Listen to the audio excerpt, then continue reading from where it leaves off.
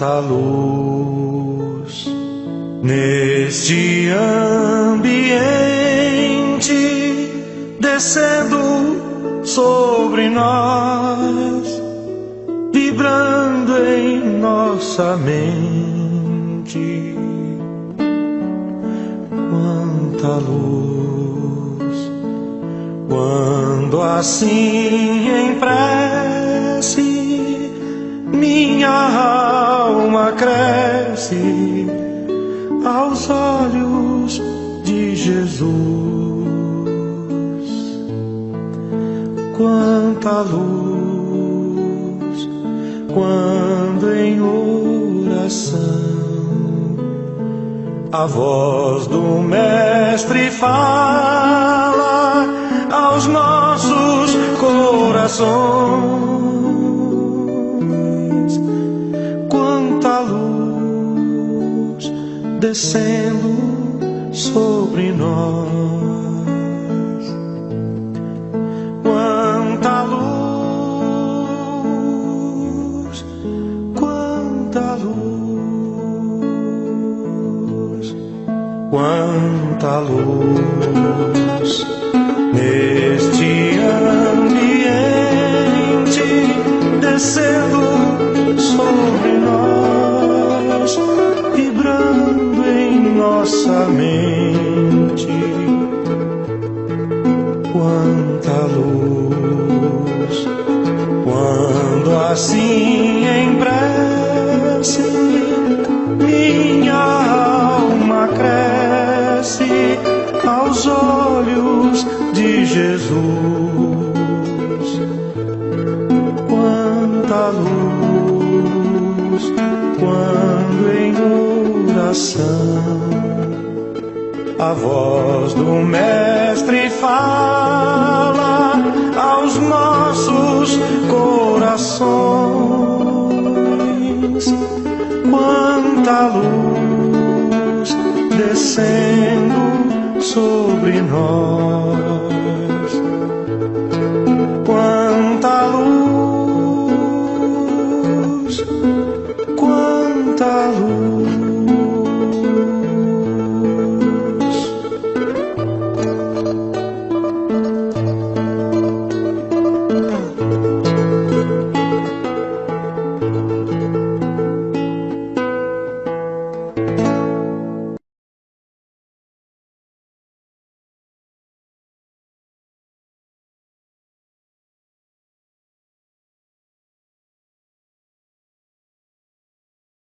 Vamos buscar a nossa harmonização interior,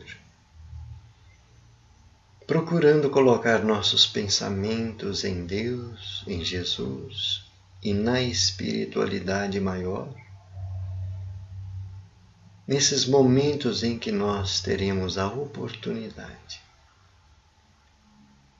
de ouvir as lições do Evangelho de Jesus à luz da doutrina espírita, receber os esclarecimentos que carecemos para a nossa melhoria moral, espiritual,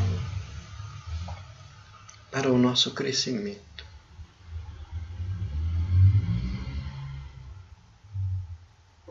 Vamos fazer a nossa oração com muita confiança. Lembramos que devemos colocar uma vasilha com água ou um copo para que possa ser magnetizada pelos bons espíritos. Senhor Jesus, com muita esperança, com muita confiança e alegria, aqui estamos,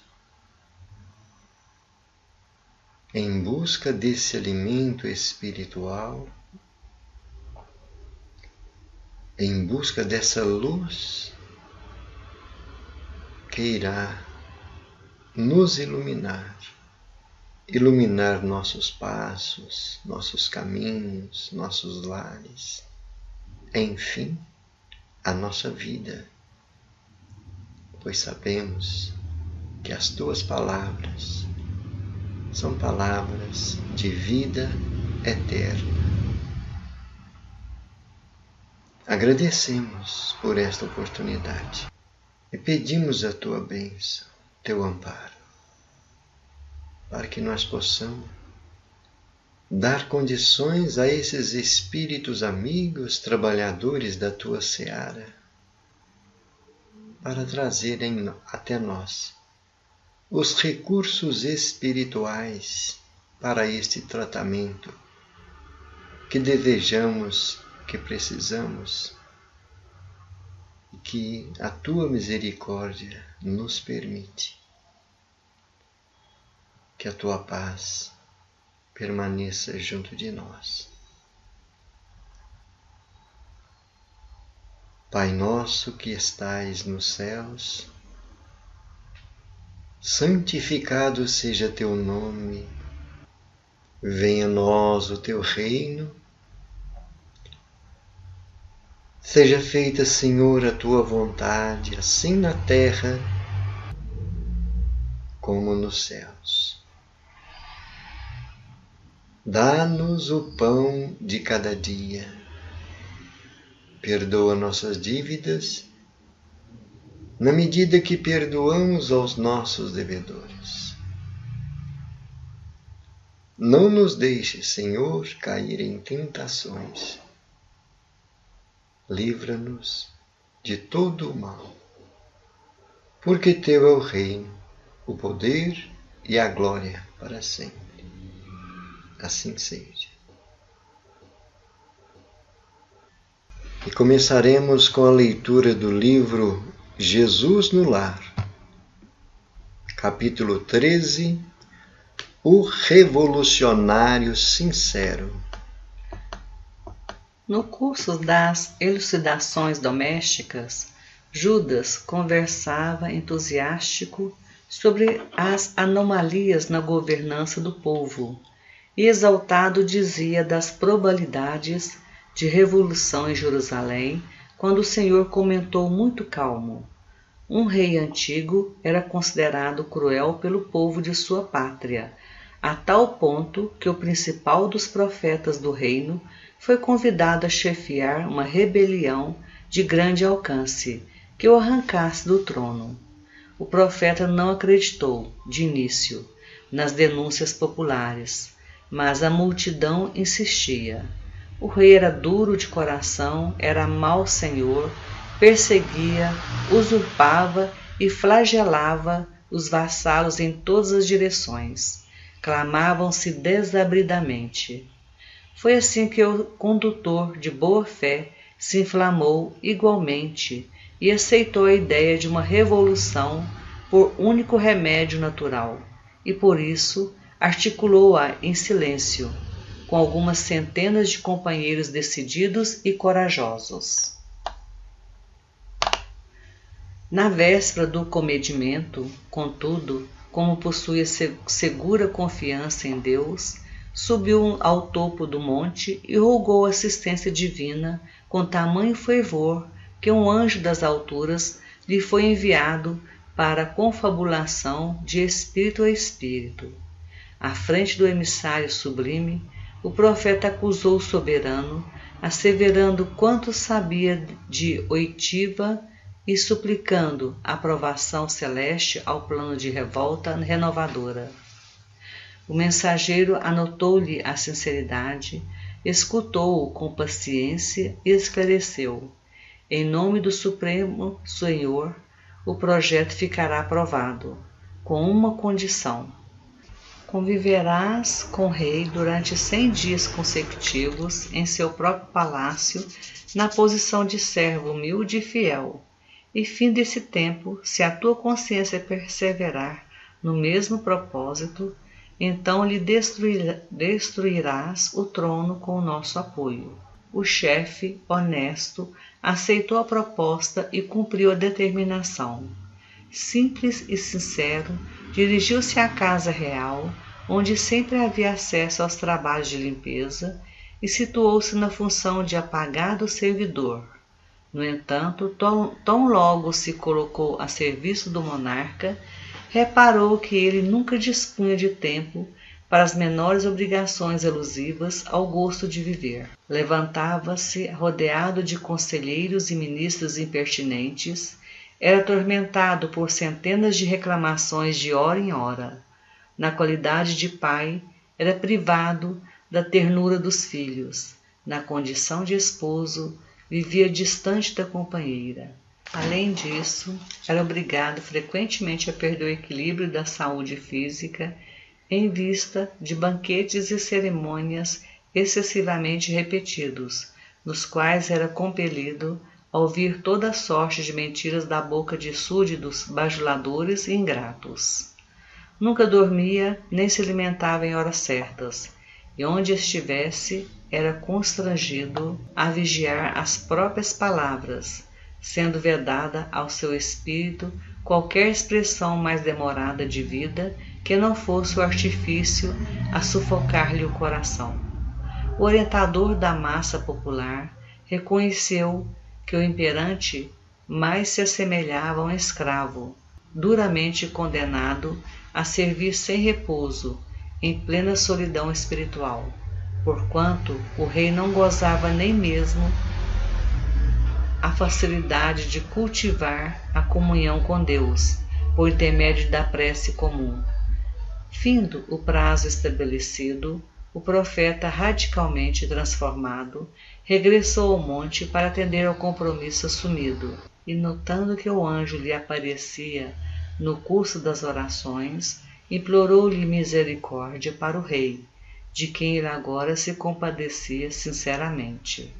Em seguida, congregou o povo e notificou a todos os companheiros de ideal que o soberano era talvez o homem mais torturado em todo o reino, e que, ao invés de suspirar em submissão, competia-lhes a cada um maior entendimento e mais trabalho construtivo no lugar que lhes era próprio dentro do país, a fim de que o monarca, de si mesmo tão escravizado e tão destitoso, pudesse cumprir sem desastres a elevada missão de que fora investido. E assim a rebeldia foi convertida em compreensão e serviço. Judas, desapontado, parecia ensaiar alguma ponderação irreverente, mas o mestre divino antecipou-se a ele falando incisivo. A revolução é sempre o engano trágico daqueles que desejam arrebatar a outrem o cetro do governo. Quando cada servidor entende o dever que lhe cabe no plano da vida, não há disposição para a indisciplina, nem tempo para a insubmissão. Excelente história que Jesus trouxe para nós, né? Geralmente o que a gente promove é uma rebelião, não é? Porque a gente está sempre exigindo do governo ou dos governos, né, que seja feito de acordo com o que nós achamos que seja certo. Não estamos julgando, né, nós estamos colocando em pauta a realidade que vivemos, mas buscando uma reflexão para observar o que os administradores vivem na sua vida particular, né, para que nós possamos cobrar deles alguma coisa. No caso desse rei, por exemplo, o povo cobrava muito e tinha uma visão diferente do que era a vida de administração do rei. E esse colaborador que foi trabalhar como um servo no palácio vivenciou de perto o que é a realidade que o rei vivia, e por isso que ele era torturado na sua administração. Não tinha condições de realizar uma boa administração, porque não tinha tempo nem para si mesmo, né? Com a ajuda desse missionário e o esclarecimento que o povo recebeu, foi revertida essa situação.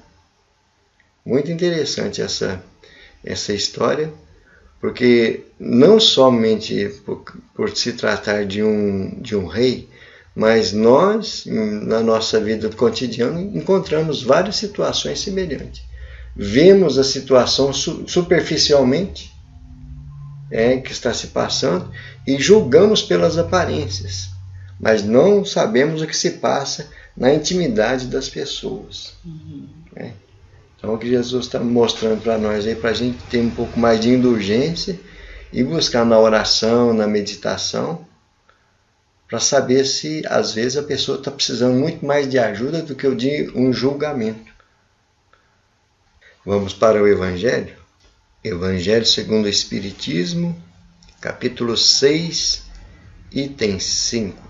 Instruções dos Espíritos, Advento do Espírito da Verdade. Uma mensagem do Espírito da Verdade. Venho, como outrora entre os filhos desgarrados de Israel, trazer a verdade e dissipar as trevas. Escutai-me. O Espiritismo, como outrora a minha palavra, deve lembrar os incrédulos que acima deles reina a verdade imutável, o Deus bom, o Deus grande, que faz germinar as plantas e que levanta as ondas. Eu revelei a doutrina divina, e como um segador, liguei em feixes o bem esparso pela humanidade e disse: vinde a mim todos vós que sofreis. Mas, ingratos os homens, se desviaram da estrada larga e reta que conduz ao reino de meu Pai, perdendo-se nas ásperas veredas da impiedade. Meu Pai não quer aniquilar a raça humana. Ele quer que, ajudando-vos uns aos outros, mortos e vivos, ou seja, mortos segundo a carne, porque a morte não existe, sejais socorridos, e que não mais a voz dos profetas e dos apóstolos, mas a voz dos que se foram, faça-se ouvir para vos gritar: crede e orai, porque a morte é a ressurreição, e a vida é a prova escolhida, durante a qual vossas virtudes cultivadas devem crescer e desenvolver-se como o cedro. Homens fracos, que vos limitais às trevas de vossa inteligência, não afasteis a tocha que a clemência divina vos coloca nas mãos, para iluminar vossa rota e vos reconduzir, crianças perdidas ao regaço de vosso Pai. Estou demasiado tocado de compaixão pelas vossas misérias, por vossa imensa fraqueza, para não estender a mão em socorro aos infelizes, extraviados, que, vendo o céu, caem nos abismos do erro. Ide e amai, meditai em todas as coisas que vos são reveladas. Não mistureis o joio ao bom grão, as utopias com as verdades. Espíritas, amai-vos. Eis o primeiro ensinamento. Instruí-vos. Eis o segundo. Todas as verdades se encontram no cristianismo. Os erros que nele se enraizaram são de origem humana. E eis que, do além-túmulo que acreditáveis vazio, vozes vos clamam: irmãos, nada perece. Jesus Cristo é o vencedor do mal. Sede os vencedores da impiedade.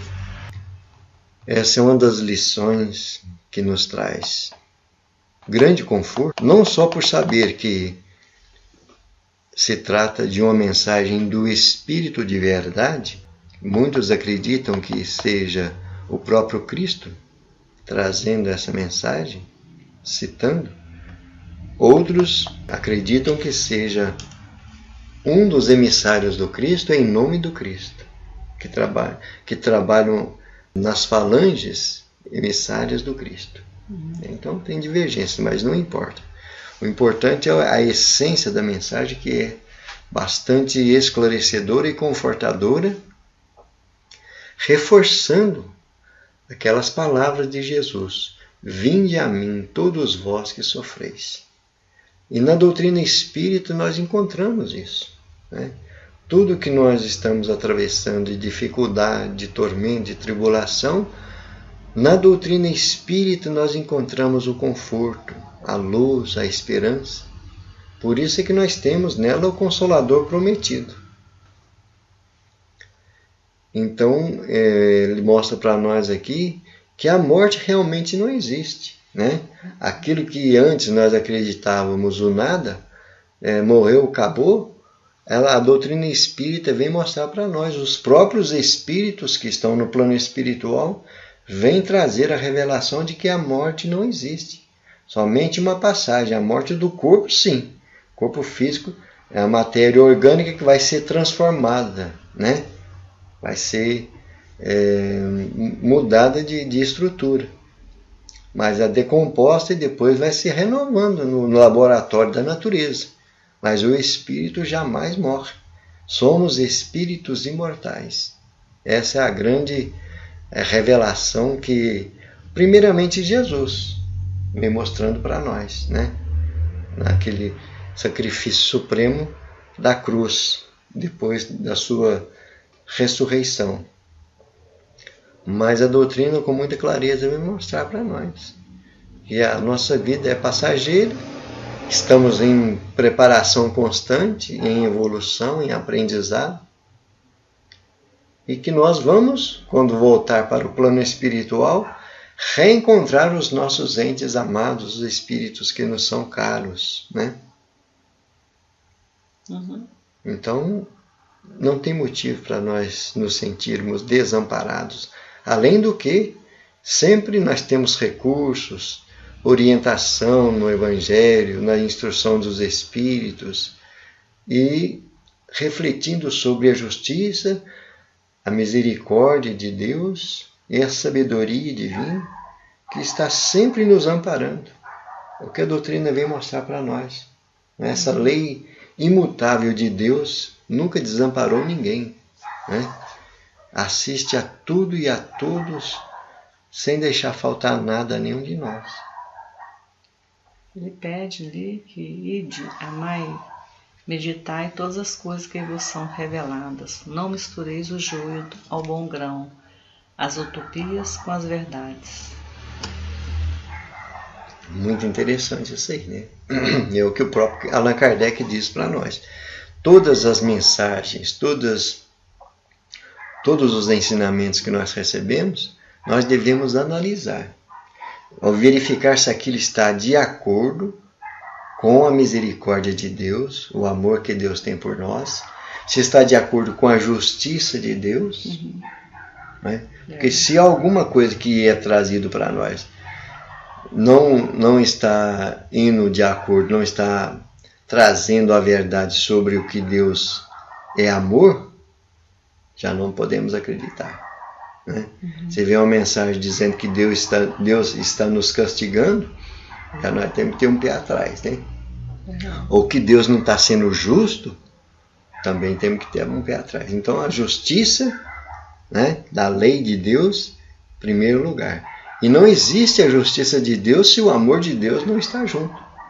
Então, naquela lição da revelação das leis de Deus, que Allan Kardec traz para nós, no Evangelho, mesmo segundo o Espiritismo, a lei de justiça, amor e caridade, que se tornam uma só lei. Parece que são três, mas é uma só lei. Amor, justiça e caridade. Não existe uma sem a outra. Não existe a lei de justiça se o amor não estiver junto. E não temos condições de praticar a caridade sem o amor estiver fazendo assistência. Então são 3 em uma só. Né? Por isso é que nós encontramos nessa doutrina maravilhosa esse Consolador prometido pelo Cristo. Mas é muito bonita essa passagem. E tem mais outras mensagens que nós vamos deixar para a próxima semana. Né? Mas já é uma grande reflexão, as 2 lições. Né? As 2 lições. As 2 lições. Jesus no lar, e essa aí tem um grande potencial de luz, né, para nos iluminar nossos pensamentos e sentimentos.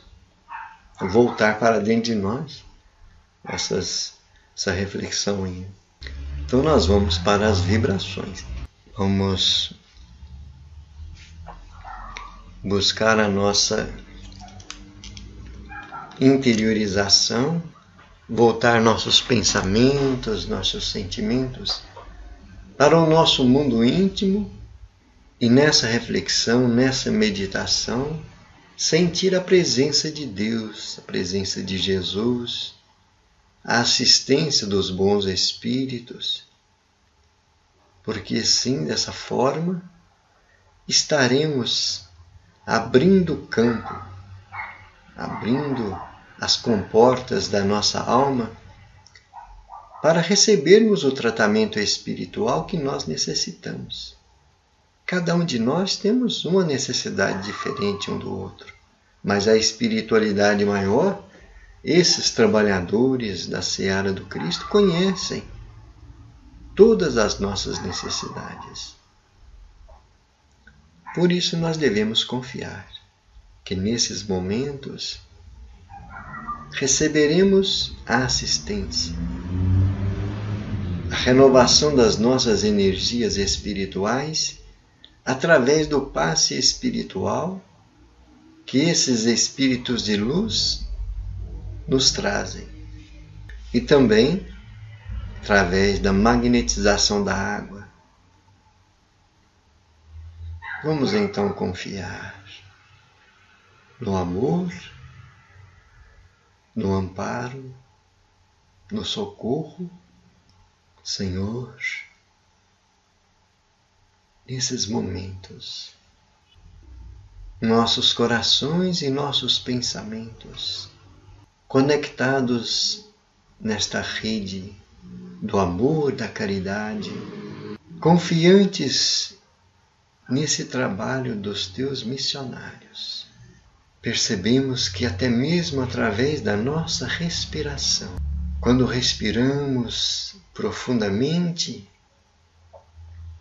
observamos o quanto as providências do nosso Pai são perfeitas em todos os sentidos, porque renovamos as energias do corpo físico, renovamos a vitalidade das nossas células orgânicas através da respiração. Por isso, Senhor, somos gratos. Mas além desse tratamento para o corpo físico, também recebemos o amparo espiritual. Essas emanações de luz e de paz que descem sobre nós como cascatas de luz, trazendo o amparo, o socorro e o alívio que nós necessitamos, renovando todas as nossas energias psíquicas e espirituais. Obrigado, Senhor Jesus, pela tua presença. E sempre gostamos de lembrar de tuas palavras. Tudo o que pedirdes ao meu Pai em meu nome, Ele vos concederá. Cada um de nós temos nossas necessidades. e nesses momentos nossos pedidos, com os pensamentos ligados nessa misericórdia divina, nesse amparo, nesse socorro. Obrigado, Senhor Jesus, por mais uma oportunidade.